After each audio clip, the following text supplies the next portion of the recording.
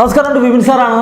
നമ്മൾ ഇന്ന് എത്തിയിട്ടുള്ളത് നമ്മുടെ സുവോളജിയുടെ 8 ചാപ്റ്ററുകളിൽ നിന്ന് ഒരു 45 ടോപ്പിക്സ്, 45 പോയിന്റുകൾ നിങ്ങൾക്ക് അങ്ങോട്ട് തരിക. നിങ്ങൾ പരീക്ഷയ്ക്ക് ആ സാധനങ്ങൾ കൃത്യമായിട്ട് പഠിച്ചുകൊണ്ട് പോകണം. ആ ഭാഗത്തു നിന്നുള്ള ചോദ്യങ്ങളായിരിക്കും വരുന്നത്. ആ കാര്യങ്ങൾ അങ്ങോട്ട് കൃത്യമായിട്ട് വന്നാൽ വെറും 45 ടോപ്പിക്സ്, 45 പോയിന്റ് മാത്രം പഠിച്ചു കഴിഞ്ഞാൽ, ആ പറയുന്ന കാര്യങ്ങൾ മാത്രം പഠിച്ചു കഴിഞ്ഞാൽ ഫുൾ മാർക്ക് നിങ്ങൾക്ക് കിട്ടും. അപ്പം റെഡിയല്ലേ? എങ്കിൽ നമുക്ക് നോക്കാം. ആദ്യത്തെ ചാപ്റ്റർ എന്ന് പറഞ്ഞാൽ ഹ്യൂമൻ റീപ്രൊഡക്ഷനകത്ത് നമ്മൾ പഠിക്കേണ്ട കാര്യം എന്ന് പറഞ്ഞാൽ mail reproductive system. Mail reproductive system എടുത്ത് പറയാൻ കാരണം എന്താണെന്ന് ചോദിച്ചു കഴിഞ്ഞാൽ, അതിനകത്ത് വേറൊന്നുമല്ല ചോദിക്കുന്നത്, അതിൻ്റെ ആ ഡക്സ്, അത് സെമിനിഫറസ് ട്യൂബ്യൂള് മുതൽ റെറ്ററ്റസിസ് മുതൽ വാസഫ്രൻഷ്യ, എപ്പിഡിഡിമിസ്, വാസ് ഡെഫറൻസ്, ഇജാക്കുലേറ്റഡ് ആയിട്ട് യുറീത്ര വരെയുള്ള ആ സ്പേമിൻ്റെ മൂവ്മെൻറ്റ് നടക്കുന്ന സ്ഥലത്തിൻ്റെ ഫ്ലോ ചാർട്ട് എഴുതാനായിരിക്കും ചോദിക്കുക. അതുകൊണ്ട് ആ മെയിൽ റീപ്രൊഡക്റ്റീവ് സിസ്റ്റം നിങ്ങളൊന്ന് പഠിച്ചിരിക്കണം. അതേപോലെ തന്നെ ടെക്സിൻ്റെ സെഷൻ തരും, അടയാളപ്പെടുത്താൻ ചോദിക്കും. ആ 2 കാര്യങ്ങളാണ് മെയിൽ റീപ്രൊഡക്റ്റീവ് സിസ്റ്റത്തിൽ ചോദിക്കുന്നത്. പിന്നെ ഫീമെയിൽ റീപ്രൊഡക്റ്റീവ് സിസ്റ്റമായിട്ട് കണക്ട് ചെയ്തുകൊണ്ട് നിങ്ങൾക്ക് എന്താണ് find odd one give reason എന്നും പറഞ്ഞ് ചോദിക്കുക. അതിനകത്ത് ഒരു സാധനം കൂടി ഇതിനകത്ത് ഇട്ടിട്ട് find odd one give reason എന്നും പറഞ്ഞ് ചോദിക്കും. അപ്പോൾ അതുകൊണ്ട് അത് പഠിച്ചോണം. പിന്നെ പ്രാധാന്യമുള്ള സാധനം ഗ്യാമറ്റോജെനിസിസ് ആണ്. ഗ്യാമറ്റോജെനിസിസ് ഒന്നുകിൽ ഗ്യാമറ്റോജെനിസിന് മൊത്തത്തിൽ എഴുതാൻ പറയും, അല്ലെങ്കിൽ സ്പെർമാറ്റോജെനിസിസ് എഴുതാൻ പറയും, അല്ലെങ്കിൽ ഊജെനിസിസ് എഴുതാൻ പറയും. ഇതും അല്ലെങ്കിൽ ഇതിൻ്റെ ആ ഡയഗ്രം തരും, മിക്കവാറും തരുന്ന ഊജെനിസിസിൻ്റെ ഡയഗ്രം തരും. ഒന്നും അടയാളപ്പെടുത്തില്ല, എന്നിട്ട് ഇതെന്താണെന്ന് ഐഡൻറ്റിഫൈ ചെയ്യണം. എന്തിൻ്റെ ഡയഗ്രമാണ്, എന്തിനാണ് ഇത് റെപ്രസെൻറ്റേറ്റ് ചെയ്യുന്നത്. അപ്പോൾ നമ്മൾ നോക്കുമ്പോൾ ആ സെക്കൻഡ് മിയോട്ടിക് ഡിവിഷൻ, മെച്ചുറേഷൻ ഫേസിൽ അണീക്വൽ ഡിവിഷൻ ആണോ നടക്കുന്നത് നോക്കണം. അണീക്വൽ ആണെങ്കിൽ അത് ഊജെനിസിസ് ആണ്, ഒരേപോലെ നടക്കുന്നതെങ്കിൽ അത് സ്പെർമാറ്റോജെനിസിസ് ആണ്. അപ്പോൾ ഊജെനിസിസ് ആയിരിക്കും മിക്കവാറും തന്നിരുന്നത്, എന്താണെന്ന് ഐഡൻറ്റിഫൈ ചെയ്യാൻ ചോദിക്കുക. അപ്പം അങ്ങനെയുള്ള ചോദ്യം ചോദിക്കുക. അതുകൊണ്ട് സ്പെർമാറ്റോജെനിസിസും ഊജെനിസിസും കൃത്യമായിട്ട് പഠിച്ചിരിക്കണം. പിന്നെ അതിനകത്ത് പഠിക്കേണ്ട ഒരു ഭാഗം എന്ന് പറഞ്ഞാൽ സെമിനിഫറസ് ട്യൂബ്യൂൾസ്. ഞാൻ ഓൾറെഡി പറഞ്ഞായിരുന്നു, ടെസ്റ്റിസിൻ്റെ സെഷൻ എടുത്തിട്ട് അതിനകത്ത് ആ സെമിനിഫറസ് ട്യൂബ്യൂൾസിൻ്റെ അറേഞ്ച്മെൻറ്റും അതിൻ്റെ സെഷൻ തരും. എന്നിട്ട് അതിനകത്ത് ഭാഗങ്ങൾ അടയാളപ്പെടുത്താൻ ചോദിക്കും. പിന്നെ മെൻസ്ട്രൽ സൈക്കിളാണ്. മെൻസ്ട്രൽ സൈക്കിൾ വളരെ പ്രധാനപ്പെട്ടതാണ്. Menstrual phase, follicular phase, ovulatory phase, luteal phase, 4 ഫേസുകൾ കൃത്യമായിട്ട് പഠിച്ചിരിക്കണം. ഓരോ ഫേസിലും ഉള്ള ഹോർമോൺസിൻ്റെ ഇൻവോൾവ്മെൻറ്റ്, അവൻ എന്തൊക്കെ ഫങ്ഷനാണ് അവിടെ, LH, FSH, ഈസ്ട്രജൻ, പ്രൊജസ്റ്ററോൺ, 4 ഹോർമോണുകൾ അവ എങ്ങനെയാണ് പ്രവർത്തിക്കുന്നത്, എപ്പോഴാണ് ഉണ്ടാകുന്നത്, ഈ കാര്യങ്ങൾ കൃത്യമായിട്ട് പഠിച്ചിരിക്കണം. ഒരു ഗ്രാഫ് ഉണ്ടല്ലോ, ആ ഗ്രാഫ് കൂടി കൃത്യമായിട്ട് പഠിച്ചിരിക്കണം. അതേപോലെ തന്നെയാണ് fertilisation and embryonic development. Fertilisation and embryonic ഡെവലപ്മെൻറ്റിനകത്തൊരു ഓവറിയുടെയും അതുപോലെ തന്നെ യൂട്രസിൻ്റെയും ഫലോപ്പിൻ ട്യൂബിൻ്റെയൊക്കെ പടം തന്നിട്ട് സൈഗോട്ടിൻ്റെ മൂവ്മെൻറ്റ് കാണിക്കുന്ന ഒരു പടം ഉണ്ട്. ആ പടം ഒന്ന് നോക്കിയാണ് അവിടെ ബ്ലാസ്റ്റുല ഏതാണെന്നും, അതുപോലെ ഗ്യാസ്റ്റുല ഏതാണെന്നും, മോറുല ഏതാണെന്നും, സൈഗോട്ട് ഏതാണെന്നുള്ള കാര്യങ്ങളൊന്നും നോക്കിയേക്കണം. ഓവം ഏതാ, ഫെർട്ടിലൈസേഷൻ എവിടെ നടക്കുന്നു, അതിൻ്റെ പടം കൃത്യമായിട്ട് ABCD എന്നും പറഞ്ഞ് തന്നിട്ടുണ്ട്. ആ പടം ഒന്ന് നോക്കിയേക്കണം. മറ്റൊന്ന് ഫെർട്ടിലൈസേഷൻ ഡെവലപ്മെൻറ്റിനകത്ത് ഒരു ഗസ്റ്റേറ്ററി പീരീഡിലുണ്ടാകുന്ന പ്രധാനപ്പെട്ട ഇവൻറ്റ്സ്, ഓരോ മാസം, 1-ാം മാസം കുഞ്ഞിന് എന്ത് സംഭവിക്കുന്നു, 2 മാസം കഴിയുമ്പോൾ എന്ത് സംഭവിക്കും, ഈ ഒരു കാര്യം കൃത്യമായിട്ടൊന്ന് പഠിച്ചോണം. കൂട്ടത്തെ കൊളസ്ട്രോൾ കൂടി. ഇത്രേ ഉള്ളൂ ഹ്യൂമൻ റീപ്രൊഡക്ഷനകത്ത് പഠിക്കാനുള്ളത്. റീപ്രൊഡക്റ്റീവ് ഹെൽത്തിലേക്ക് വരുമ്പം നിങ്ങൾ ഏറ്റവും പ്രാധാന്യത്തോടെ പഠിക്കേണ്ട സാധനം കോൺട്രാസെപ്റ്റീവ് മെത്തേഡ്സ് ആണ്. അത് പലതരത്തിൽ നാച്ചുറൽ മെത്തേഡ്സ് ഉണ്ട്, ബാരിയേഴ്സ് ഉണ്ട്, IUDs ഉണ്ട്, അതേപോലെ തന്നെ oral contraceptives, injections and implants ഉണ്ട്, സർജിക്കൽ മെത്തേഡ്. ഇത്രയും ഈ 6 കാര്യങ്ങൾ കൃത്യമായിട്ട് പഠിക്കണം. അതിനോടൊപ്പം തന്നെ ചില ബ്രാൻഡഡ് നെയിമുകൾ കൂടി അതിനകത്ത് കോപ്പർ റിലീസിങ്, IUDs, അതിൻ്റെ കോപ്പർട്ടി പോലുള്ള ആ പേരുകളും കൂടി നിങ്ങളൊന്ന് പഠിച്ചു വെച്ചിരിക്കണം. പരീക്ഷയ്ക്ക് ചോദിക്കുന്നതാണ്. ദെൻ ശരിക്ക് പിന്നെ അതിനകത്ത് മെഡിക്കൽ ടെർമിനേഷൻ ഓഫ് പ്രഗ്നൻസി അതെപ്പോഴാണ് ചെയ്യുന്നത് എന്ന്, അല്ല എന്താണ് ചെയ്യാനുള്ള സാഹചര്യം എന്ന് ചോദിച്ചിട്ടുണ്ട്. STD എക്സ്പാൻഡ് ചെയ്യാൻ ചോദിച്ചിട്ടുണ്ട്. Medical termination of pregnancy expand ചെയ്യാൻ ചോദിച്ചിട്ടുണ്ട്. MTP എക്സ്പാൻഡ് ചെയ്യാൻ ചോദിച്ചിട്ടുണ്ട്. അങ്ങനെയുള്ള എക്സ്പാൻഡ് ചെയ്യാനുള്ള കാര്യങ്ങളൊന്ന് ഓർത്തണം. പിന്നെ പ്രധാനപ്പെട്ട കാരണം എന്ന് പറഞ്ഞാൽ ഇൻഫെർട്ടിലിറ്റി ട്രീറ്റ്മെൻറ്റാണ്. അതും വളരെ ഈ കോൺട്രാസെപ്റ്റീവ് ഇൻഫെർട്ടിലിറ്റി ക്ലിനിക്ക് അതിൽ നിന്ന് എങ്ങനെയൊക്കെ നോക്കിയാലും കയറി മാറിയും ക്വസ്റ്റ്യൻ വരുന്നതാണ്. ഇൻഫെർട്ടിലിറ്റി ക്ലിനിക്കുമായിട്ട് ബന്ധപ്പെട്ട അതിൻ്റെ ട്രീറ്റ്മെൻറ്റ് ആർട്ട് എന്ന് പറയുക, അത് ആർട്ട് എന്താണ്, അത് എക്സ്പാൻഡ് ചെയ്യാൻ ചോദിക്കും. പിന്നെ നിങ്ങൾ ക്ലിനിക്ക് തുടങ്ങുകയാണെങ്കിൽ നിങ്ങൾ എന്തൊക്കെ ഫെസിലിറ്റീസ് അവിടെ പ്രൊവൈഡ് ചെയ്യും അത് ചോദിക്കും. അതേപോലെ തന്നെ നിങ്ങൾക്ക് ഒരു കപ്പിളിന് ഫീമെയിൽ ഇന്ന പ്രശ്നമുണ്ട് പക്ഷേ മറ്റേ വിഷയമില്ല, അവർക്ക് ഏത് തരത്തിലുള്ള ട്രീറ്റ്മെൻ്റ് ആയിരിക്കും നിങ്ങൾ സജസ്റ്റ് ചെയ്യുന്നത്, ഇത്തരത്തിൽ അല്ലെ ഹസ്ബൻഡ് ഇന്ന വിഷയമുണ്ട് അവർക്ക് ഏത് ട്രീറ്റ്മെൻ്റ് ആയിരിക്കും നിങ്ങൾ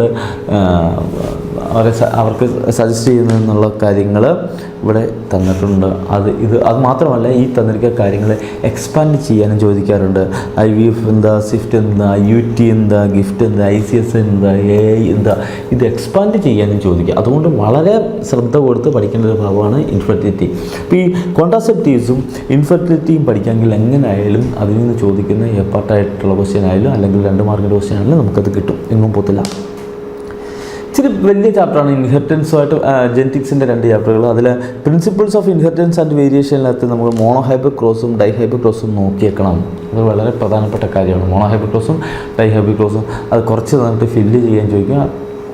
പിന്നെ ടെസ്റ്റ് ക്രോസിൻ്റെ കൂടെ തന്നെ ബൈ ക്രോസോടെ നോക്കണം. All test cross are by cross but all by cross are not test cross എന്ന് പറയും. എല്ലാ ടെസ്റ്റ് ക്രോസുകളും ബൈ ക്രോസുകളാണ്, പക്ഷേ എല്ലാ ബൈ ക്രോസും ടെസ്റ്റ് ക്രോസ് അല്ല. എന്താണ് ടെസ്റ്റ് ക്രോസ്, എന്താണ് ബൈ ക്രോസ്, അത് കൃത്യമായിട്ട് പഠിച്ചു വെച്ചിരിക്കണം. ദെൻ ഇൻകംപ്ലീറ്റ് ഡോമിനൻസ്, കോ ഡോമിനൻസ്, അതിനകത്ത് മൾട്ടിപ്പിൾ അലീൽസും അതിനകത്ത് തന്നെ വരുന്നതാണ്. ഇത് ഒന്ന് പഠിക്കണം എന്ന് പറയാൻ പ്രധാന കാരണം എന്താണെന്ന് ചോദിച്ചു കഴിഞ്ഞാൽ മെൻ്റൽ പറഞ്ഞ രീതിയിൽ നിന്ന് വ്യത്യസ്തമായിട്ട് ഇൻഹെറിറ്റൻസ് നടക്കുന്ന 2 രീതികളാണിത്. അതായത് ഇൻകംപ്ലീറ്റ് ഡോമിനൻസും കോ ഡോമിനൻസ് മിക്കവാറും ചോദിക്കുന്ന ആ ബ്ലഡ് ഗ്രൂപ്പിൻ്റെ ഇത് വെച്ചുകൊണ്ട് തന്നെ ആയിരിക്കും ചോദിക്കുന്നത്. IA IB ചിലപ്പം പറയും രാമുവിൻ്റെ ഗ്രൂപ്പ് A ആണ്, രാമുവിൻ്റെ വൈഫിൻ്റെ ഗ്രൂപ്പ് B ആണ്, പക്ഷേ കുട്ടിയുടെ ഗ്രൂപ്പ് O ആണ്. ഇതെങ്ങനെ സാധ്യമായി? രാമു A, വൈഫ് B, കുട്ടി പക്ഷേ O, ഇതെങ്ങനെ സാധ്യമായി? അപ്പോൾ നമ്മളവിടെ IA small i, IB small i, IA small i എന്ന് പറയുമ്പോൾ A group, IB small i എന്ന് പറയുമ്പോൾ B ഗ്രൂപ്പ്. ഇതിൽ നിന്ന് ഗ്യാമേറ്റ് ഉണ്ടാകുമ്പം സ്മോൾ i ഇവിടുന്നുള്ള സ്മോൾ i വരുമ്പോൾ സ്മോൾ i എന്ന് വരുന്ന കുട്ടി O ആയി. അത് കൃത്യമായിട്ട് നോക്കിക്കണം കേട്ടോ. അങ്ങനെയുള്ള ചോദ്യം അവിടെ പ്രതീക്ഷിക്കാം. പിന്നെ ലിങ്കേജ് ആൻഡ് റീകോമ്പിനേഷൻ ഒരു മാർഗമല്ല ചോദിക്കത്തണം. എന്താണ് ലിങ്കേജ്? അല്ലെങ്കിൽ ഞാൻ പറഞ്ഞല്ലോ ലിങ്കേജിൻ്റെ അല്ല ഒരു ക്രോമസോമിനുള്ളിലുള്ള ജീനുകൾ വളരെ അടുത്തടുത്ത് പാക്ക് ചെയ്യുന്നതോറും ലിങ്കേജിനുള്ള സാധ്യത കൂടുന്നു, റീകോമ്പിനേഷനുള്ള സാധ്യത കുറയുന്നു. അല്ലെങ്കിൽ തിരിച്ചു പറഞ്ഞാൽ ഒരു ക്രോമസോമിൽ ജീനുകൾ തമ്മിലുള്ള ദൂരം കൂടുന്തോറും അകലം കൂടുന്തോറും ലിങ്കേജിനുള്ള സാധ്യത കുറയുന്നു, റീകോമ്പിനേഷനുള്ള സാധ്യത കൂടുന്നു. അത് കൃത്യമായിട്ട് നമ്മുടെ മൈൻഡിൽ കിടക്കണം. ദെൻ സെക്സ് ഡിറ്റർമിനേഷൻ വളരെ ഇമ്പോർട്ടൻ്റ് ആണ്. 3 തരത്തിലുള്ള sex determination, XXXY type, XXX0 type, ZW ZZ type. അത് 3 എവിടെ ആരിലാണ് നടക്കുന്നത് എന്നുള്ള കാര്യം കൂടി ഓർമ്മ വേണം. ഹ്യൂമൻ സെക്സ് ഡിറ്റർമിനേഷൻ എടുത്ത് ചോദിക്കുക, അത് XXXY ടൈപ്പാണ്. അപ്പം നമ്മൾ 44 autosome plus XX, 44 autosome plus XY ആ രീതിയിൽ എഴുതിക്കണം. ദെൻ പെഡിഗ്രി അനാലിസിസ് ചോദിച്ചിട്ടുള്ള ചോദ്യമാണ്. പ്രത്യേകിച്ച് ആ സിമ്പിൾസ് എന്നിട്ട് എന്താണ്, അല്ലെ അതിൽ ഉപയോഗിക്കുന്ന സിമ്പിൾസ് ഏതൊക്കെയാണെന്ന് എക്സ്പ്ലെയിൻ ചെയ്യുക. അല്ലെങ്കിൽ 4 സിമ്പിൾസ് എക്സ്പ്ലെയിൻ ചെയ്യാൻ ചോദിക്കും.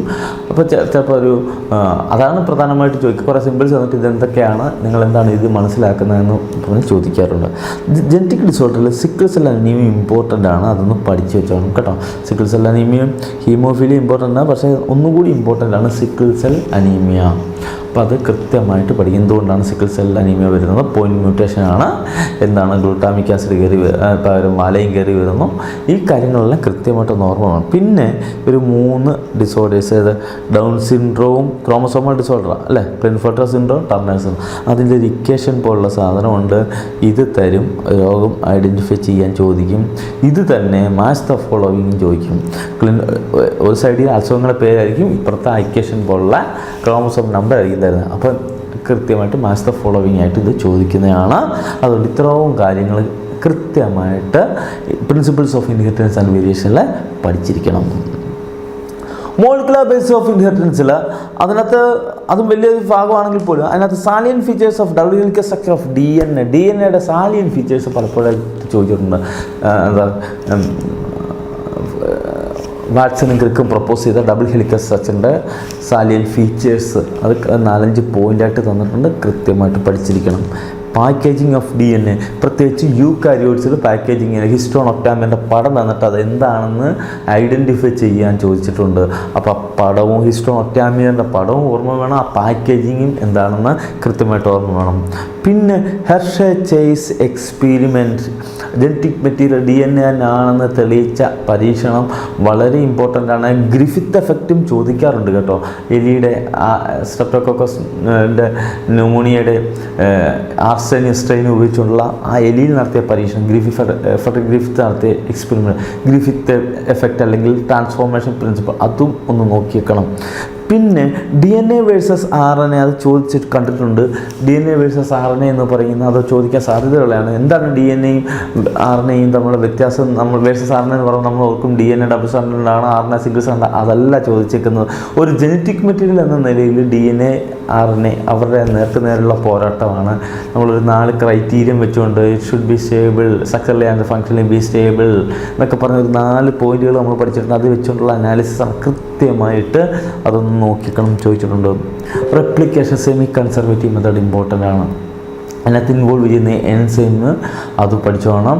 എങ്ങനെയാണ് റെപ്ലിക്കേഷൻ, ലാഗിങ് സ്റ്റാൻഡും ലീഡിങ് സ്റ്റാൻഡും എന്താണെന്ന് നോക്കിക്കണം. അല്ലെങ്കിൽ കണ്ടിന്യൂസ് സ്റ്റാൻഡ് ഡിസ്കണ്ടിന്യൂസ് സ്റ്റാൻഡ് ഏതാണെന്ന് നോക്കിക്കണം.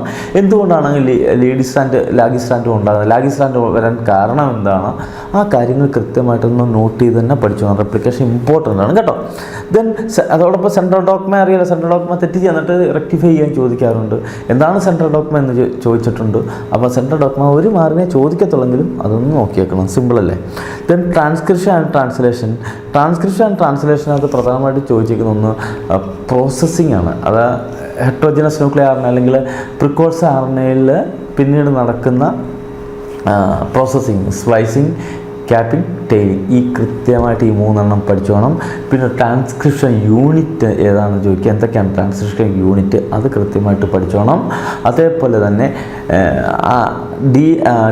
RNA പോളിമറൈസിന് എലോങ്ങേഷൻ മാത്രമേ നടത്താൻ പറ്റത്തുള്ളെങ്കിലും ഇനിഷ്യേഷൻ ടെർമിനേഷൻ നടത്താൻ അവൻ തന്നെയാണ്. അതെങ്ങനെ സാധ്യമാകുന്നു, സിഗ്മ ഫാക്ടറും റോ ഫാക്ടറും അത് ഓർമ്മ വേണം. അപ്പം പിന്നെ എന്ന് ചോദിക്കുന്നത് പ്രോകാരിയോട്സിൽ ട്രാൻസ്ക്രിപ്ഷൻ ട്രാൻസ്ലേഷൻ കപ്പിൾഡാണ് എന്ന് ചോദിക്കും. വൈ മീൻസ് ട്രാൻസ്ക്രിപ്ഷൻ നടക്കുമ്പോൾ തന്നെ ട്രാൻസ്ലേഷൻ നടക്കുന്നു പ്രോകാരിയോട്ട്. അതിന് കാരണം എന്താണെന്ന് ചോദിക്കും. പുസ്തകത്തിൽ കൃത്യമായിട്ട് ആ സെൻറ്റൻസസ് ഉണ്ട്. ആ പുസ്തകം കൂടെ ഒന്ന് നോക്കിയിട്ട് വേണം പോകാൻ. അതാണ് ട്രാൻസ്ക്രിപ്ഷൻ ആൻഡ് ട്രാൻസ്ലേഷനകത്ത് പ്രധാനമായിട്ട് ചോദിക്കുന്നത്. പിന്നെ ജനറ്റിക് കോഡിൻ്റെ സാലിയൻ ഫീച്ചേഴ്സ് അത് ഇമ്പോർട്ടൻ്റ് ആണ്, ഒന്ന് പഠിച്ചോണം. അതിൽ നിന്ന് പാർട്ട് ക്വസ്റ്റ്യൻ ഏതൊക്കെ എന്താണ്, ഇനിഷ്യേറ്റർ കോഡോൺ എന്താണെന്ന് ചോദിക്കും, അത് ഏതാണെന്ന് ചോദിക്കും. അതുപോലെ എന്താണ് ടെർമിനേറ്റർ കോഡോൺ, സ്റ്റോപ്പ് കോഡോൺസ് ഏതൊക്കെയാണ്, UAA, UGA, UAG അത് കൃത്യമായിട്ട് ഓർത്തോണം. ഇനിഷ്യേറ്റർ കോഡോണ് അതുപോലെ സ്റ്റോപ്പ് കോഡോണ് അത് പഠിച്ചോണം. അപ്പോൾ സാലിയൻ ഫീച്ചേഴ്സ് മൊത്തത്തിൽ പഠിച്ചോണം. അത് മാത്രമായിട്ട് ചോദിച്ചിട്ടുണ്ട്. പിന്നെ പ്രാധാന്യത്തോടെ പഠിക്കേണ്ടതാണ് ലാക്ക് ഓപ്പറോൺ 2 ഫിഗറുണ്ട്. ഇൻ ദ പ്രസൻസ് ഓഫ് ഇൻഡ്യൂസറും ആബ്സെൻസ് ഓഫ് ഇൻഡ്യൂസറും കൃത്യമായിട്ട് 2 പടവും. ലാക്ക് ഓപ്പറോണിൻ്റെ ഇൻഡ്യൂസർ എന്ന് പറഞ്ഞാൽ ലാക്ടോസ് ആയിരിക്കും. അപ്പോൾ ലാക്ടോസിൻ്റെ പ്രസൻസിൽ ലാക്ടോസിൻ്റെ ആബ്സെൻസിലും എങ്ങനെയാണ് ആ ഓപ്പറോൺ ഇരിക്കുന്നത് എന്നുള്ള പടം വരച്ചിടാൻ ചോദിക്കും. അല്ലെങ്കിൽ തെറ്റുണ്ട്, ഒരു പടം തരും, ചിലപ്പോൾ in the absence of lactose ആയിരിക്കും തന്നിരിക്കുന്നത്. അങ്ങനെയാണെങ്കിൽ ലാക്ടോസ് മോളിക്കൂൾ അങ്ങോട്ട് കടന്നു വന്നാൽ എങ്ങനെയായിരിക്കും ഈ ഓപ്പറോൺ ഇരിക്കുന്നത് വരച്ചിടാൻ ചോദിക്കും. അപ്പോൾ അത് കൃത്യമായിട്ട് 2 പടവും വരച്ചിരിക്കണം. ഷുവറാണ് ചോദിക്കും. HGP human genome project. Human genome പ്രോജക്റ്റിനകത്ത് ബാക്ടീരിയൽ ആർട്ടിഫിഷ്യൽ ക്രോമസോമും ഈസ്റ്റ് ആർട്ടിഫിഷ്യൽ ക്രോമസോമും എക്സ്പാൻഡ് ചെയ്യാൻ പലപ്പോഴും ചോദിച്ചിട്ടുള്ള ചോദ്യമാണ്. ഇതിൻ്റെ HGPയുടെ സാലിയൻ ഫീച്ചേഴ്സ്, ഹ്യൂമൻ ജീനോം പ്രോജക്റ്റിൻ്റെ സാലിയൻ ഫീച്ചേഴ്സ് മിക്കവാറും ചോദിച്ചിട്ടുണ്ട്. അതേപോലെ തന്നെ HGP എന്തുകൊണ്ടാണ് ഒരു മെഗാ പ്രൊജക്റ്റ് എന്ന് വിളിക്കുന്നത്, അതിൻ്റെ റീസണും ചോദിച്ചിട്ടുണ്ട്. അപ്പോൾ HGP ഈ 2 കാര്യങ്ങൾ മെഗാ പ്രൊജക്റ്റ് എന്ന് വിളിക്കാൻ കാരണം എന്താണ്, അതിൻ്റെ സാലിയൻ ഫീച്ചേഴ്സ് മീൻസ് ആ HGPയിലൂടെ നമുക്ക് കിട്ടിയ കാര്യങ്ങൾ എന്തൊക്കെയാണ്, ഈ 2 കാര്യങ്ങൾ കൃത്യമായിട്ട് പഠിച്ചു വെച്ചിടണം. Then DNA fingerprinting important. Alec Jeffrey ആ സയൻറ്റിസ്റ്റിൻ്റെ പേരൊന്ന് ഓർമ്മമാണ്. DNA ഫിംഗർ പ്രിൻറ്റിങ് മയോഗ്ലോബിൻ്റെ സ്ട്രക്ചർ പഠിച്ചപ്പോഴാണ് ഇത് മനസ്സിലായത്. അത് എന്തിനു ഉപയോഗിക്കുന്നു, DNA അതിൻ്റെ സ്റ്റെപ്സാണ് മിക്കവാറും പരീക്ഷയ്ക്ക് ഉപയോഗിക്കുന്നത്, DNA ഫിംഗർ പ്രിൻറ്റിൻ്റെ സ്റ്റെപ്പുകൾ. അപ്പോൾ അതും കൃത്യമായിട്ട് പഠിച്ചു. ഇത്രയും കാര്യങ്ങൾ മാത്രം പഠിച്ചാൽ മതി. ഏത് മോളിക്കുലർ ബേസ് ഓഫ് ഇൻഹെറിറ്റൻസിലാണ്. എവല്യൂഷനിലേക്ക് വരുമ്പം എവല്യൂഷനിൽ ഏറ്റവും പ്രധാനപ്പെട്ട ഒന്ന് കെമിക്കൽ എവല്യൂഷൻ ഓഫ് ലൈഫാണ് ഔപ്പാരിഹാൾഡെ ഹൈപ്പോത്തിസിസ് നമ്മൾ പറയുന്നത്. അതിനെ തെളിയിച്ചുകൊണ്ട്, ഭാഗികമായി തെളിയിച്ചുകൊണ്ട് സ്റ്റാൻലി മില്ലറുടെ ഹറോൾഡ് യൂറയുടെ എക്സ്പീരിമെൻറ്റിൻ്റെ ഒരു സെറ്റപ്പ് അവിടെ തന്നിട്ടുണ്ട്, ഒരു പടം. അത് വെച്ചുകൊണ്ട് അത് എക്സ്പ്ലെയിൻ ചെയ്യാൻ ചോദിക്കും. അപ്പം കെമിക്കൽ എവല്യൂഷൻ എന്താണെന്നും അതിനെ തെളിയിച്ച മില്ലറുടെ യൂറയുടെ എക്സ്പീരിമെൻറ്റും പഠിച്ചിരിക്കണം. ആ പടം ഒന്ന് കൃത്യമായിട്ട് മനസ്സിലാക്കി വെച്ചിരിക്കണം എന്താണെന്നുള്ളത്. പ്രിമിറ്റീവ് ഓഷ്യന് ഏത് ഭാഗമാണ്, പ്രിമിറ്റീവ് അറ്റ്മോസ്ഫിയർ ഏതാണ്, ആ കാര്യങ്ങൾ ഒന്ന് കൃത്യമായിട്ട് ഓർത്തോണം കേട്ടോ. അതേപോലെ തന്നെ ഹോമോലോഗസ് ഓർഗൻസും അനലോഗസ് ഓർഗൻസും അതോടൊപ്പം തന്നെ കണക്ട് ചെയ്തുകൊണ്ട് തന്നെ കൺവെർജൻ്റ് എവല്യൂഷനും ഡൈവേർജൻ്റ് എവല്യൂഷനും. ഹോമോലോഗസ് ഓർഗൻസ് എന്ന് പറയുമ്പോൾ ഡൈവേർജൻ്റ്, അനലോഗസ് ഓർഗൻസ് എന്ന് പറഞ്ഞാൽ കൺവെർജൻ്റ് എവല്യൂഷൻ. ആ രണ്ടും ഓർത്തണം. അഡാപ്റ്റീവ് റേഡിയേഷൻ, അപ്പോൾ എവിഡൻസസിലെ ഈ ഹോമോലോഗസ് ഓർഗൻസും അനലോഗസ് ഓർഗൻസും adaptive radiation important. Adaptive radiation പറയുമ്പോൾ രണ്ട് കൂട്ടരുണ്ട്. ഗാലപ്പാഗോസ് ഐലൻഡ്സിൽ ഫിഞ്ചസ് ഉണ്ട്, അതുപോലെ ഓസ്ട്രേലിയ മാഴ്സൂപ്പിയൽസ് ഉണ്ട്. ഇവ രണ്ട് അഡാപ്റ്റീവ് റേഡിയേഷന് എക്സാമ്പിളാണ്. അത് രണ്ടും ഓർമ്മ വേണം. Natural selection theory, Darwin propose natural selection തിയറിയുടെ പ്രധാന post over production, variation, struggle for existence, survival of fittest and speciation. 5 point കൃത്യമായിട്ട് പഠിച്ചിരിക്കണം, ഇമ്പോർട്ടൻ്റ് ആണ്. പിന്നെ അതിനകത്തുള്ള പ്രധാനപ്പെട്ട സാധനം ഹാർഡി വെയിൻബെർഗ് ഇക്വിലിബ്രിയം, അതിൻ്റെ ഇക്വേഷൻ, അത് ചോദിക്കാറുണ്ട്, പലപ്പോഴും ചോദിക്കാറുണ്ട്. അതിനോട് ചേർന്ന് കിടക്കുന്ന മറ്റൊരു ടോപ്പിക്കാണ് ശരിക്കും operation of natural selection. Operation of natural selection എന്ന് പറഞ്ഞാൽ 3 ഗ്രാഫാണ് തന്നിരിക്കുന്നത്. സ്റ്റെബിലൈസിങ്, ഡയറക്ഷണൽ, ഡിസ്റപ്റ്റീവ്, ഇങ്ങനെ 3 ഗ്രാഫ്. ഇതിൽ ഏതെങ്കിലും ഒരെണ്ണം തന്നിട്ട് എന്താണ്, ഏത് തരത്തിലുള്ള നാച്ചുറൽ സെലക്ഷനാണ് അവിടെ നടക്കുന്നത് എന്ന് ചോദിക്കും. അല്ലെങ്കിൽ നാച്ചുറൽ സെലക്ഷൻ ഏതൊക്കെ രീതിയിലാണ് ഓപ്പറേറ്റ് ചെയ്യുന്നതെന്ന് ചോദിച്ചു കഴിഞ്ഞാൽ ഈ 3 തരത്തിലാണ് ഓപ്പറേറ്റ് ചെയ്യുന്നത്. സ്റ്റെബിലൈസിങ്, ഡയറക്ഷണൽ, അതേപോലെ ഡിസ്റപ്റ്റീവ്. ആ 3 ഓർമ്മ വേണം. ക്ലിയർ. അതോടൊപ്പം തന്നെ മനുഷ്യൻ്റെ എവല്യൂഷൻ നോക്കിയേക്കണം. കാരണം അതിനകത്ത് ഏപ്പാട്ട്, ഇപ്പം ജാവാമാൻ എന്നറിയപ്പെടുന്ന ആര് എന്നൊക്കെ ആ രീതിയിലുള്ള ചോദ്യങ്ങൾ ചോദിക്കാറുണ്ട്. അതുകൊണ്ട് അതും ഒന്ന് നോക്കി. അല്ലെങ്കിൽ give A brief account on evolution of human എന്നും പറഞ്ഞ് ചിലപ്പം ചോദിക്കും. അപ്പോൾ അത് കൂടി ഒന്ന് നോട്ട് ചെയ്തേക്കണം കേട്ടോ. ദെൻ ഹ്യൂമൻ ഹെൽത്ത് ആൻഡ് ഡിസീസിനകത്ത് ഇമ്മ്യൂണിറ്റിയാണ് ഏറ്റവും പ്രധാനപ്പെട്ടത്. അത് ഇന്നേറ്റ് ഇമ്മ്യൂണിറ്റി ഉണ്ട്, അക്വയർഡ് ഇമ്മ്യൂണിറ്റി ഉണ്ട്. ആ 2 ഇമ്മ്യൂണിറ്റിയും കൃത്യമായിട്ട് നോക്കിക്കോണം. അതേപോലെ തന്നെ അത് ആക്റ്റീവും പാസീവും, ആക്റ്റീവ് ഇമ്മ്യൂണിറ്റിയും പാസീവ് ഇമ്മ്യൂണിറ്റിയും നോക്കിയേക്കണം. സെൽ മീഡിയേറ്റഡ് ഇമ്മ്യൂണിറ്റിയും ഹ്യൂമറൽ അഥവാ ആൻറ്റിബോഡി മീഡിയേറ്റഡ് ഇമ്മ്യൂണിറ്റിയും അതും നോക്കിയേക്കണം. ഇമ്മ്യൂണിറ്റി വളരെ പ്രധാനപ്പെട്ടാണ്. സ്ട്രക്ചർ ഓഫ് ഇമ്മ്യൂണോഗ്ലോബുലിൻ ഇമ്പോർട്ടൻ്റ് ആണ്. സ്ട്രക്ചർ തരും, അതിനകത്ത് ഭാഗങ്ങൾ അടയാളപ്പെടുത്താൻ ചോദിക്കും. അപ്പോൾ ഈ ഇമ്മ്യൂണിറ്റിക്ക് വളരെയധികം പ്രാധാന്യമുണ്ട്. എയ്ഡ്സിന് അത് ചോദിക്കുന്ന പ്രധാനമായിട്ടും എയ്ഡ്സ് എങ്ങനെയാണ് ഉണ്ടാകുന്നത്, അല്ലെങ്കിൽ എങ്ങനെയാണ് പതോജൻ നമ്മളെ അറ്റാക്ക് ചെയ്യുന്നതെന്നാണ്. അതിൻ്റെ ഡയഗ്രാം കൃത്യമായിട്ട് പുസ്തകത്തിലുണ്ട്. അത് കൃത്യമായിട്ട് പഠിച്ചോണം. അതാണ് മിക്കവാറും പരീക്ഷയ്ക്ക് ചോദിക്കുന്നത്. ക്യാൻസറിൻ്റെ കേസിൽ ക്യാൻസർ ഏതൊക്കെ തരത്തിലുള്ള cancer type, benign cancer, malignant cancer, അതുപോലെ തന്നെ അതിൻ്റെ ഡിറ്റക്ഷൻ എങ്ങനെയൊക്കെയാണ് അത് മനസ്സിലാക്കാനുള്ള എക്സ്റേ, അതുപോലെ CT സ്കാൻ, MRI സ്കാൻ, അങ്ങനെയുള്ള സ്കാനിങ് ഒക്കെ ഉണ്ട്. ദെൻ ബയോപ്സി പോലുള്ള. ദെൻ അതിൻ്റെ ട്രീറ്റ്മെൻറ്റ് എങ്ങനെയാണ് ക്യാൻസർ, എന്തൊക്കെയാണ് അതിൻ്റെ ട്രീറ്റ്മെൻറ്റ്, സർജിക്കൽ ഉണ്ട്, റേഡിയേഷൻ ഉണ്ട്, കീമോ ഉണ്ട്. അപ്പോൾ ആ ട്രീറ്റ്മെൻറ്റും ഇതും കൃത്യമായിട്ട്. ക്യാൻസർ വളരെയധികം പ്രധാനപ്പെട്ടാണ്, പഠിച്ചോണം. മറ്റൊന്ന് ഡ്രഗ് അബ്യൂസാണ്. ഡ്രഗ് അബ്യൂസിനകത്ത് വരുന്ന ഭാഗം എന്ന് പറയുന്നത് പലതരത്തിലുള്ള ഡ്രഗ്സുകൾ, ഒപ്പിയോയിഡ്സ്, കനാബിനോയിഡ്സ്, കൊക്ക ആൽക്കലോയിഡ്സ്, ഈ 3 തരത്തിലുള്ള ആൽക്കലോയിഡിനെ കുറിച്ച് ഈ നാർക്കോട്ടിക്സ് ഡ്രഗ്സിനെ കുറിച്ചും കൃത്യമായി ബോധം വേണം. അത് ഓരോന്നിനകത്തും വരുന്ന ഏതൊക്കെ ഡ്രഗ്സ് ആണെന്നുള്ളതും കൃത്യമായിട്ടൊന്ന് പഠിച്ചു വെച്ചോണം, ഇമ്പോർട്ടൻ്റ് ആണ്. പിന്നെ effects of drug and alcohol abuse, അതിൻ്റെ എഫക്റ്റുകൾ, എന്ത് ചെയ്യാൻ പറ്റും. Prevention is better than cure അല്ലേ, അങ്ങനെ ഒരിതുണ്ട്. എങ്ങനെ നമുക്ക് ഈ അബ്യൂസൊക്കെ ഇല്ലാണ്ടാക്കാം എന്ന്, അല്ലെങ്കിൽ എന്തൊക്കെ നമ്മൾ ചെയ്യാം, കുട്ടികളെ ഈ ലഹരിയിലേക്ക് പോകാതിരിക്കാൻ എന്തൊക്കെ ചെയ്യാം എന്നൊരു ചെറിയ കാര്യങ്ങൾ കൂടിയുണ്ട്. അതുകൂടി ഒന്ന് നോക്കിയേക്കണം എൻ്റെ എഫക്റ്റ് ഓഫ് ഡ്രഗ് ആൻഡ് അബ്യൂസിൻ്റെ കൂട്ടത്തിൽ കേട്ടോ. മൈക്രോബ്സ് ഇൻ ഹ്യൂമൻ വെൽഫെയറിനകത്ത് വെറും 3 ടോപ്പിക്ക് മാത്രം നമ്മൾ ശ്രദ്ധ കൊടുത്ത് പഠിക്കേണ്ടത്. ഒന്ന് മൈക്രോബ്സ് ഇൻ ഇൻഡസ്ട്രിയൽ പ്രൊഡക്റ്റ്, വളരെ ഇമ്പോർട്ടൻ്റ് ആണ്. Industrial product, house hold product നിങ്ങൾക്കറിയാം അത് ഇല്ല. പക്ഷേ ഹൗസ് ഹോൾഡ് പ്രൊഡക്റ്റിനകത്ത് സ്വിസ് ചീസും റോക്ക്ഫോർട്ട് ചീസും തമ്മിൽ അതിനകത്ത് ഉപയോഗിക്കുന്ന ബാക്ടീരിയയുടെ അതുപോലെ തന്നെ ഈസ്റ്റിൻ്റെ കാര്യത്തിൽ ഒരു പേര് നിങ്ങൾ ഓർമ്മ വേണം, അത് ഇമ്പോർട്ടൻ്റ് ആണ്. അതുപോലെ തന്നെ അത് മാത്രം അത് നോക്കിയാൽ മതി. ഇൻഡസ്ട്രിയൽ പ്രൊഡക്ട്സിനകത്ത് ഓർഗാനിക് ആസിഡ്സ് ആൻഡ് ആൽക്കഹോളിൻ്റെ citric acid, acetic acid, butyric acid, lactic acid ഇവയുടെ നിർമ്മാണത്തിന് വേണ്ടി മൈക്രോബ്സ് ഉപയോഗിക്കുന്നു. അതുപോലെ എൻസൈമുകൾ, ലിപ്പേസ്, പെക്നേസ്, ഈ പ്രോട്ടീസ്, ഈ എൻസൈമുകളുടെ നിർമ്മാണത്തിന് ഉപയോഗിക്കുന്നു. ബയോ ആക്റ്റീവ് മോളിക്യൂളിൻ്റെ സപ്രക്കൈനസ് പോലുള്ള ബയോ ആക്റ്റീവ് മോളിക്യൂളിൻ്റെ സൈക്ലോസ്പോറിനെ പോലുള്ള ബയോ ആക്റ്റീവ് മോളിക്യൂളിൻ്റെയൊക്കെ നിർമ്മാണത്തിന് വേണ്ടി ഇത് ഉപയോഗിക്കുന്നുണ്ട്. ഈ 3 കാര്യങ്ങളും എന്താണ് എന്താണ് ഉണ്ടാക്കുന്നത്, ഇവൻ്റെ ഫങ്ഷന്, അങ്ങനെയുള്ള കാര്യങ്ങൾ കൃത്യമായിട്ട് ബാക്ടീരിയകളുടെ പേരുകൾ, ഫംഗസിൻ്റെ പേര് അത് കൃത്യമായിട്ട് പഠിച്ചു വെച്ചോണം. ഇമ്പോർട്ടൻ്റ് ആണ് ഇൻഡസ്ട്രിയൽ പ്രൊഡക്റ്റ് കേട്ടോ. അതേപോലെ സീവേജ് ട്രീറ്റ്മെൻറ്റും ഇമ്പോർട്ടൻ്റ്. സീവേജിൻ്റെ പ്രൈമറി ട്രീറ്റ്മെൻറ്റ്, സെക്കൻഡറി ട്രീറ്റ്മെൻറ്റും ഇമ്പോർട്ടൻ്റ് ആണ്. മൈക്രോബ്സിൻ്റെ റോൾ എന്താണെന്ന് മാത്രമായിട്ട് ചോദിക്കാറുണ്ട്.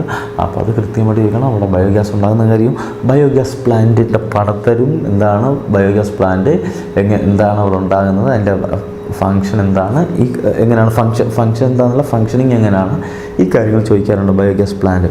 ഈ 3 ടോപ്പിക്കാണ് അതിനകത്ത് ശ്രദ്ധ കൊടുത്ത് നമ്മൾ പഠിക്കേണ്ടത്. പിന്നെ ലാസ്റ്റ് ചാപ്റ്ററിലേക്ക് വരും, ബയോഡൈവേഴ്സിറ്റി ആൻഡ് കൺസർവേഷനകത്ത് വരുമ്പോൾ ഇതേപോലെ 4 ടോപ്പിക്കാണ് ഏറ്റവും പ്രധാനപ്പെട്ടത്. അതിൽ ലെവൽ ഓഫ് ബയോഡൈവേഴ്സിറ്റി, നിങ്ങൾക്കറിയാം species, genetic diversity, species diversity, ecosystem level diversity, ഈ 3 ലെവലിലുള്ള ഡൈവേഴ്സിറ്റി പഠിച്ചു വെച്ചേക്കണം. ലോഗ് സ്കെയിൽ ആ ഇക്വേഷൻ ഉണ്ട്, എക്സ്പ്ലോർ ചെയ്യുന്ന ഏരിയയ്ക്ക് അനുസരിച്ച് സ്പീഷീസ് റിച്ച്നെസ് കൂടി വരും. അപ് ടു എ ലിമിറ്റ് എന്ന് പറയുമ്പോൾ അവിടെ ഒരു ഗ്രാഫ് ഉണ്ട്, ആ ഗ്രാഫിൻ്റെ ഇക്വേഷൻ കൃത്യമായിട്ട് പഠിച്ചു വെച്ചിരിക്കണം.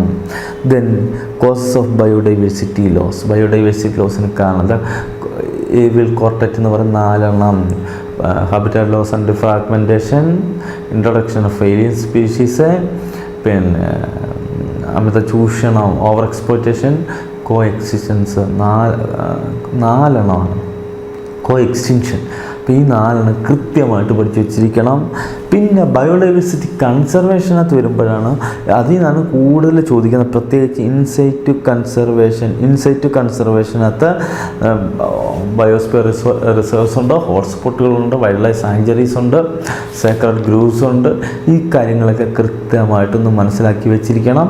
അതേപോലെ തന്നെ എക്സൈറ്റിക് കൺസർവേഷനിലെ ക്രൈ പ്രിസർവേഷൻ ഒന്ന് ഒരു ശ്രദ്ധ കൊടുത്ത് പഠിക്കേണ്ടതാണ്. ടെമ്പറേച്ചർ കുറഞ്ഞ ലോ ടെമ്പറേച്ചറിൽ സ്പേംസും അങ്ങനെയുള്ള സാധനങ്ങൾ സെല്ലുകളൊക്കെ സൂക്ഷിച്ച് വെച്ച് പിന്നീട് ഉപയോഗപ്പെടുത്തക്ക രീതിയിൽ നമ്മൾ പ്രിസർവ് ചെയ്യുന്നുണ്ട്. അത് എക്സൈറ്റ് കൺസർവേഷനാണ്, അതും ഒന്ന് നോക്കുക.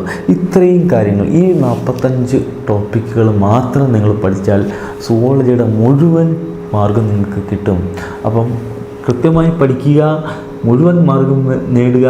വീഡിയോ ഫുള്ളിരുന്ന് കാണുക. ഇത് തുടർച്ചയായിട്ട് അടുത്ത വീഡിയോ വരുന്നുണ്ട്. അതുവരേക്കും tata, bye bye, see U.